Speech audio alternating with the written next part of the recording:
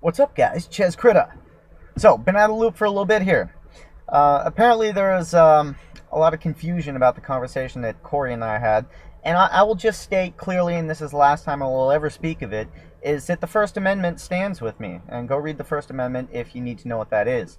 Now, as far as the oath to uphold the Constitution, I think that it is not open to interpretation. And I firmly believe in all of the Bill of Rights. The sad thing is, every single one has been violated at some point in this nation's history. It's a fine balancing act between tyranny and liberty. But if you have no absolute point where you say, if X happens, then this is tyranny. If this happens, then it's tyranny. If you can perpetually move the goalpost and say, well, the Constitution can be changed, so the Constitution can be changed in order to enact tyranny at some point, and that's constitutional, does not fly in my book. Now, I think Stuart Rhodes has done some great work in this field, and I'd like to quickly read the oaths that the Oathkeepers, okay, this is people that have sworn to the oath and sign on with Stuart Rhodes' organization, swear to uphold, real quick. Number 1, we will not obey orders to disarm the American people. Number 2, we will not obey orders to conduct warrantless searches of the American people. Number 3, we will not obey orders to detain American citizens as unlawful enemy combatants or to subject them to military tribunal. 4, we will not obey orders to impose martial law or a state of emergency on a state. Number 5, we will not obey orders to invade and subjugate any state that asserts its sovereignty. Number 6, we will not obey any order to blockade American cities, thus turning them into giant concentration camps. Number 7, we will not obey any orders to force American citizens into any form of detention camps under any pretext. Number 8, we will not obey orders to assist, support the use of any foreign troops on American soil against the American people, keep the peace, or to maintain control. Number 9, we will not obey any orders to confiscate the property of the American people, including food and other essential supplies. Number 10, we will not obey any orders which infringe on the right of the people to free speech, peaceably assemble, and petition our government for a redress of grievances.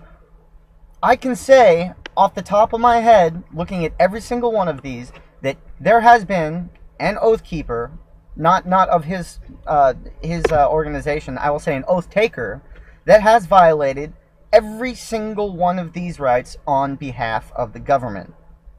So my point about this is, I've seen a lot going back, I haven't watched all the videos, but I watched Corey C. and Irish's video, the one he referenced, and I will say it again, you guys, there has to be some point where you say, all right, this is tyranny, okay? And the people, and I think, Irish, you said this, it was either you or it was Haas, said, it is the right of the people to rebel against a tyrannical government. It is their right, okay? Their God-given right. Now, the founders, I think the problem is the Constitution was so simplistic, okay? And it left a lot of room for interpretation. The deal with it is, though, there was pages, hundreds, thousands of pages worth of debate that went back and forth between the framers, the founders of the Constitution, and the Declaration of Independence of how to exactly, carefully choose these words. And they said, you know what?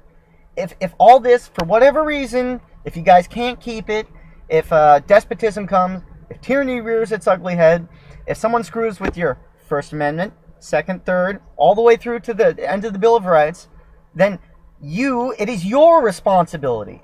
It is no one else's. It is not God's responsibility. It is your responsibility to throw off the shackles of that government.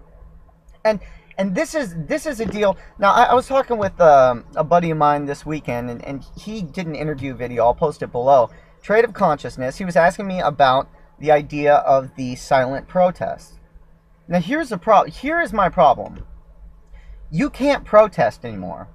So you don't have the right to peacefully assemble. And if you do, typically the government will send in agent provocateurs to get you all riled up, and so they can book you all into jail. In California, in this state, I do not have the right to bear arms in the slightest sense that the founders intended. Not even close. freedom of speech is being infringed on. If you don't say the right things. So, what are we talking about here? I mean, at what point?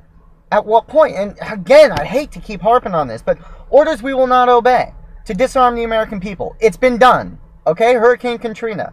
Warrantless searches, Patriot Act, done. That one's gone. Detain American citizens as unlawful enemy combatants. That has been done as well. If you're considered a terrorist, you don't get a regular trial, okay, under the NDAA. We will not obey orders to impose a state of martial law or state of emergency. It's been done multiple times, okay, since the founding of this country. Orders to invade and subjugate a state that inserts its sovereignty. Civil war, it's been done. We will not obey to blockade any American cities. Again, Hurricane Katrina, it has been done. We will not obey in order to force American citizens into detention camps, internment camps of World War II. It's been done. We will not obey orders to assist or support the use of foreign troops on U.S. soil to keep the peace or maintain control. That one is debatable, but we have had foreign troops training over here, so I'll leave that in the gray area. Not obey orders to confiscate property. Eminent domain, we can take your house if we want to.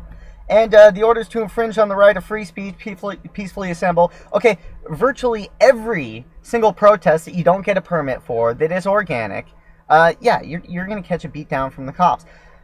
So my point is, okay, if all hell breaks loose, and I read the oath that you have to take as a member of the military, it says that you're not going to violate the Constitution, but it also says that you swear to uphold the orders of the presidency, the office of the presidency. So what if they are in direct violation? I mean, where do we go from there? What if the president says, you know what, I'm going to need martial law in, I don't know, San Francisco, California. And the military goes, well, gosh, martial law, I mean, posse comitatus, I'm not really supposed to be able to do that, but I'm not supposed to disobey the president, and, I got to look out for myself, number one. That's where the breakdown happens. That is where the breakdown happens. We, the individual, or I, the individual, rather. So, Irish, you're looking out for you. Haas, you're looking out for you. Corey, you're looking out for you, and I'm looking out for me. But when do we say, listen, guys, hey, look, I know we don't agree on absolutely everything, but can we agree on one thing? When tyranny comes to the shores of this country, whether passed by legislation or not, we can agree that we are not going to go along with it and that we will fight it. If not, then this whole thing is just an exercise in futility. It really is. I mean, it's we're just playing games on here.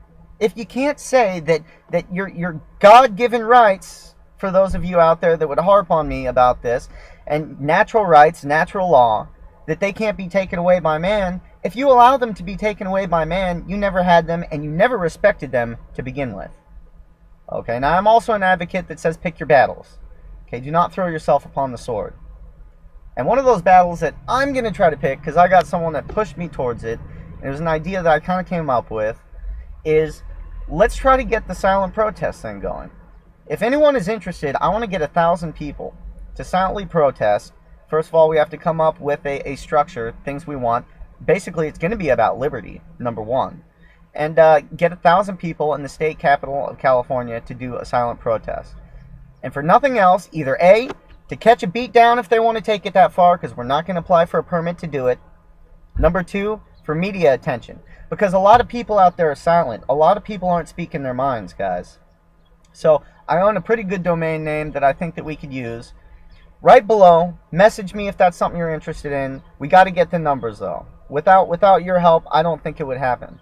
And the reason that I want to do this, is because if you don't start peaceful action now, everyone's bitching about the freaking loss of liberty. If you don't make peaceful action right now, and you don't start it right now, as in yesterday, it might be too late already. You make that violent action inevitable. And I don't think that Irish or Haas or me or Corey, I don't think any one of us, realistically, wants to get in a shootout with a tyrannical government. That's nightmarish, okay? That is lives, fortune, and sacred honor. Nobody wants it to get to that point, but it's gonna go there if we keep moving the freaking goalpost. So comments below, message me if you're interested. If we can get the numbers, I want to go forward with this. Because there's a hell of a lot of Americans that feel the exact same way. They just don't see anyone that they can turn to anymore. They look at the political system, it's broken. They look at people on YouTube, it's mostly talk. So let's get some freaking action going.